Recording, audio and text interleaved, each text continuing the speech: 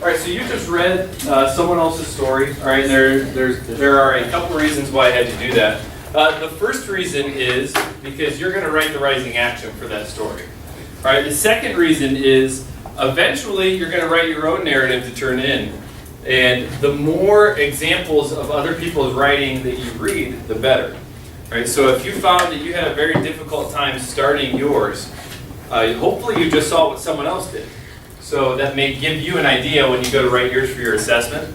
By the time we're done with this, since we're going to be reading and working on 4 different people's stories, you'll have 4 student examples plus all the ones off of here.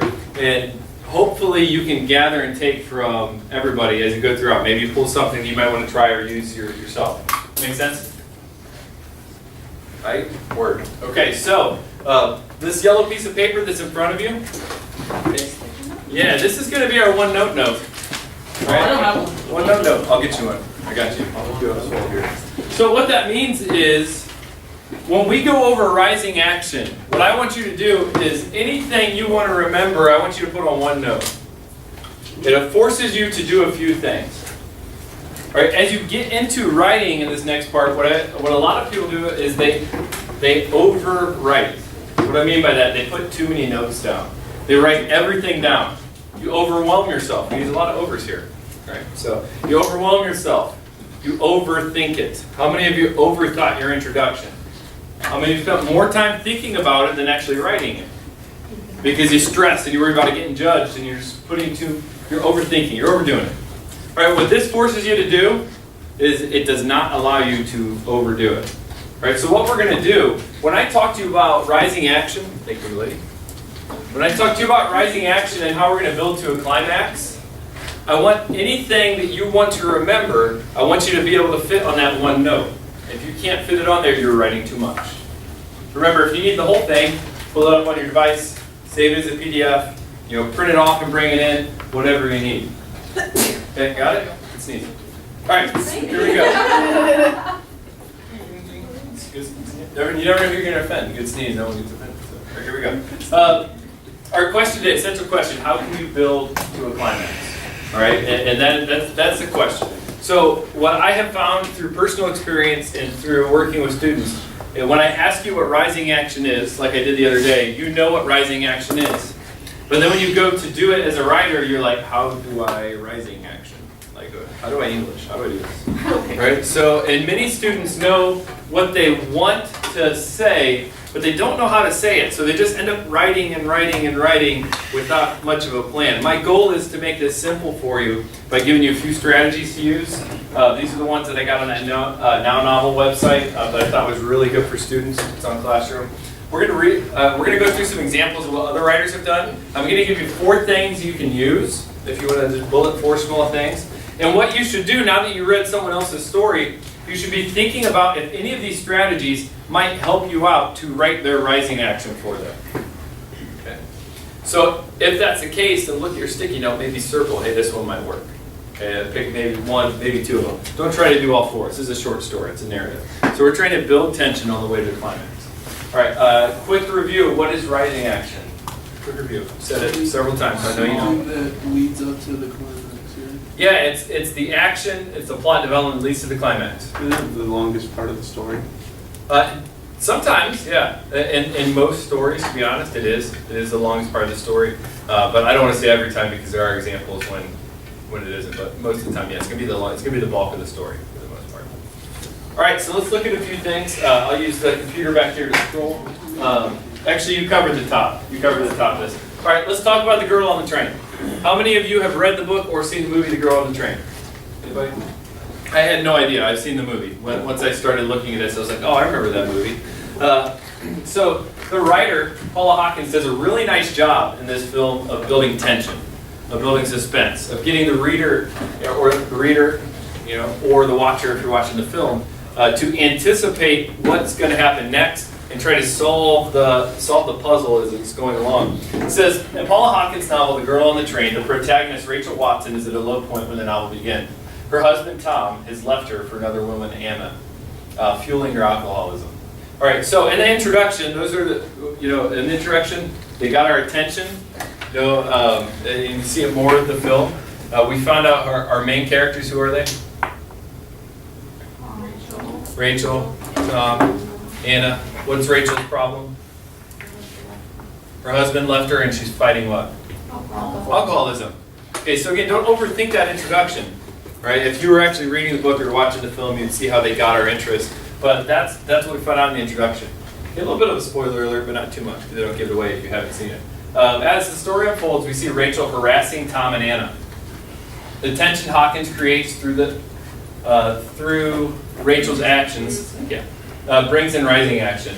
We see individual characters reach breaking point due to Rachel's behavior. All right, so as the story's going along, she starts, we see effects of her alcoholism. We see her become obsessed with spying on Tom and Anna and her neighbors. We see her start doing these things as the viewer, the reader, you're like, wow, she's kind of at a breaking point. And what happens is the viewer kind of tightens things up, makes you feel really awkward, builds suspense, builds tension, and all of those types of things help you start anticipating toward the climax. Through her obsessive spying on Tom and Anna, Rachel starts uncovering unnerving details about the lives of another couple living nearby. She's slowly entangled in additional lives and lies. These events provide rising action, as Rachel must decide what to do with the unsettling information she gains through spying. All right, so what can we gather about rising action from this example? It shifts the narrative towards a high point of a resolution. Rachel cannot ignore the troubling information she pieces together. So you almost feel when you're reading or watching, you feel like you're Rachel trying to help her figure out, like, this is what I know, but I'm learning all these things, and these things don't match up. Why don't they match up? What's going on here? Something isn't as it appears to be. And as a reader or the viewer, we're kind of taken along for that ride. It also adds complications and stakes. S-T-A-K-E-S, not the kind you stick in vampires, stakes, like high stakes. Because of Rachel's addiction and questionable boundaries, the reader might wonder how much of Rachel's experience is paranoia and how much is cause for legitimate concern. Situations become more dangerous, unpredictable, potentially explosive. And in real life, we don't like that stuff, but when you're watching a film or reading a book, you want that stuff because it pulls you in, it makes you anticipate what's going to happen next. Okay, so do we in general have a good understanding of what we're talking about when I say rising action here? We're not just talking about things that happen. When we do rising action, they're done on purpose to lead us toward the climax, to lead us toward that character's decision or antagonist or battle they're going to face. And as a reader, you start anticipating it, and it builds a little bit of tension and prediction in yourself. It helps keep your interest. All right? We good? All right, let's talk about 4 different ways you can do that, and then I'm going to turn you loose to do our next thing.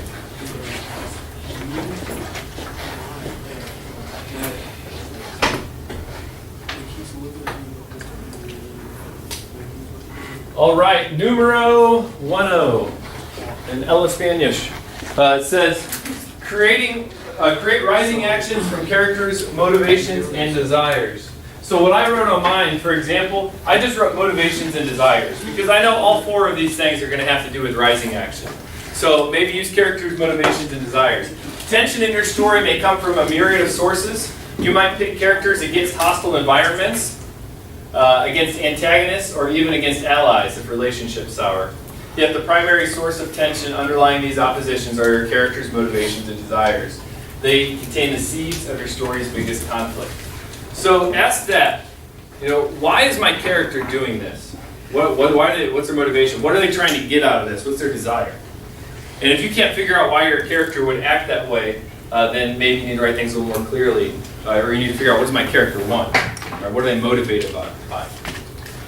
Let's take, for example, rising action for a romantic lead. All right, so in a romantic story, the first rising action might emerge from the messy, often unpredictable beginning stages of love interest getting acquainted. All right, and as a teacher, I can watch this in the hallway sometimes. So I can watch people go and try and holler at somebody, and it's really awkward, But then later on, they're getting along pretty well, so it must have worked. All right, that's what it's talking about. They're talking about when you're trying to figure out if one person likes another and there's that, awkward conversation. Although the movies sometimes make it look really easy because someone's got this super game and they throw a line out there and it really works, and then you go to try it and someone's like, "Oh, you creep, get away!" Like, please don't talk to me and please don't go near my dog. I don't trust it. That's what you get, but in the movies sometimes it works. All right. So it talks about the unpredictable beginning stages of love, interest getting acquainted. This time in a new relationship is fertile ground for misunderstandings. like Lizzie Bennet thinks Darcy is an arrogant cleaning product, and Austen's Pride and Prejudice. You can read that later. Although love isn't Lizzie's primary motivation, her and Darcy's meeting is the more product of society's desire for young women of Lizzie's age to marry. All right, so in a romantic character arc, you could build rising action out of motives and desires linked to, for example.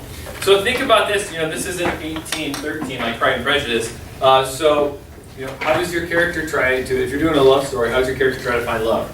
Okay, are they like on Farmers Only? Like do they like holler on social media? Are they paying somebody to stand in the mall and holler at people for them? Holler at them. Like giving out flyers, free to a good home. So think about that if you're doing it. Here are a couple things that can help you. Now let me scroll that up so you can get some ideas to go along with this.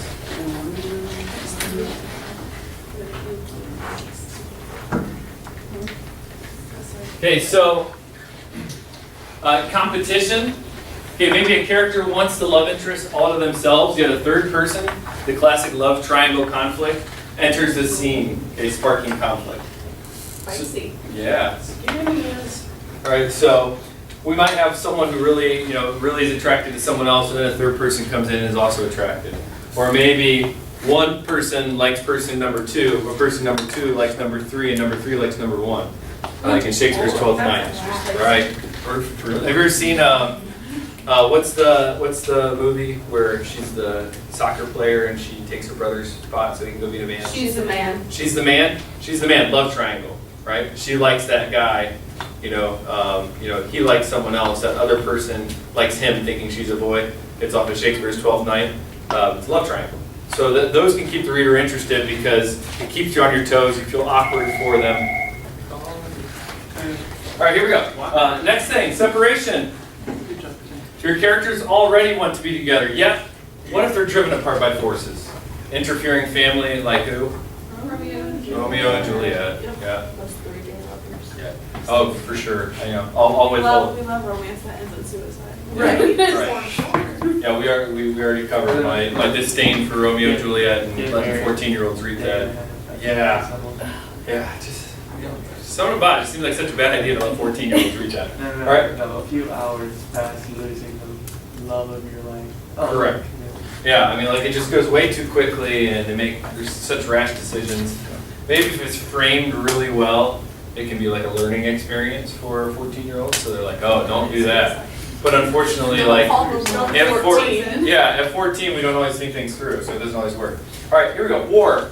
Is it beyond their control? Are they separate? Like, is someone in North Korea while the other one's in South Korea and they're separated? There's nothing they can do. Is someone with the North in the Civil War while someone else is with the South? Are they separated? Nicholas Sparks uses both of these rising action sources in his novel, The Notebook. So, how could separation yield more rising action? Make sense? Yeah. Okay. All right. So, competition, separation. Let's take a look at number 2. I don't shoot every day for don't post on Sundays. Okay, number 2. Raise the stakes. Raise them stakes, yo. Okay. Oh, my favorite. Absolute favorite here. In rising action, the stakes grow as the story progresses. Because of his anti-hero protagonist, Rodion, commits a murder in Dostoevsky's Crime and Punishment, the stakes are high from the start. Stakes, what a character has to lose if event X does or doesn't happen. So make scenes and chapters compelling. So what are the stakes? Okay, so your character's got a conflict. What are the stakes if they get this right? What can happen? How bad can things get if they get it wrong? What happens if nothing happens? Like, what are the stakes then? All right. For example, if the killer in Dostoevsky's novel cannot outsmart the story's detective, the shame of a criminal trial and worse await him. What drives the stakes in a story? Internal conflict, for one. All right. So external conflict we know is where? Outside of us. Internal conflict is where? Inside. So it's something the character is struggling with personally. A character who has committed a crime, for example, might battle within their own conscience, urging them to confess. This is true for Dostoevsky's Rodion. Spoiler alert. External forces also raise stakes. For example, a character needs to pass their degree well to get funding to study their dream course. The stakes, the conditions for funding, are beyond their complete control. All right, so sometimes there are external forces that a character's working against. All right, let's go ahead and down to the next one, number 3. Number 3. Whoop, whoop. Flying along, 2 more. Okay, set rising action over shorter and longer periods. So you can play a little bit with time here. You can draw it out, you can shorten it, you can skip time. You have that creative license as the author. We often speak of story arcs in terms of plot and subplot. And we know that since we talked about plot meaning structure, we're talking about conflict and minor conflicts. Right? So major conflict, minor conflict. The related arcs that expand on central themes and character goals and backstories. Another way of looking at these 2 levels, all right, is longer and shorter rising action. So think of it like that. So I have this long rising action for my main conflict. But the whole story isn't about that. There are all these little side conflicts along the way as well that the other characters go against. Or maybe small hurdles that lead us toward that big one. So think of it not necessarily as plot, subplot, major conflict, minor conflict. Think of it more of longer and shorter rising action. An example in Kazuo Ishiguro's The Very Giant, I might have butchered his name, so apologies. An elderly couple in pre-Christian Britain sets off on a journey to meet their long-lost son. The couple can barely remember him, but have a nagging sense they're expected. Along the way, they encounter uncertain and frightening situations, such as when they stop off in a Saxon village where they do not speak the local language. The locals are agitated and mistrustful because nearby ogres have allegedly severely injured a local boy. So, right? The longer rising action emerges from the couple's ultimate goal, locating their son. It's the broader goal, fraught with its own unknowns, there we go, that drives their traveling. Shorter rising action, such as the tension in the village they stop in. It creates a pervasive sense of unease. Since I continue to go to the office. And shades are on, which you finally finished, good. All right, since I go to that, you know how Michael Scott just makes, he has these little conflicts that you can just not feel good. You're like, oh my gosh, he's gonna do it. Please, Michael, don't say that, don't do that. And then he does it, he does it. So like, it just makes you uneasy, it keeps you sucked in, it gives you tension, even though it might not be the big conflict of the episode. Like what he's doing along the way are these short rising actions. So Ishiguro, I think I got it that time, creates a sense through these 2 scales of action, the ongoing journey and the eventful stops of rise and fall. The story ebbs and flows, breathes, and we breathe, or hold our breath with it. Last one, and then we out, yo.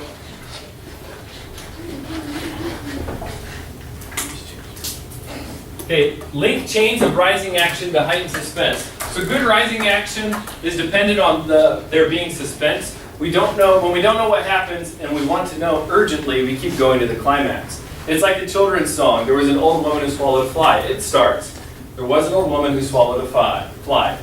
I don't know why she swallowed a fly, perhaps she'll die.